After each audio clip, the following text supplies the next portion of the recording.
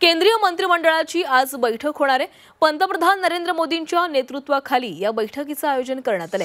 तर कॅबिनेट आधी सीसीएस आणि सीसीईए या समित्यांच्याही बैठका होणार आहेत। काश्मीर पर्यटनाला चालना देण्याबाबत या बैठकांमध्ये चर्चेची शक्यता आहे।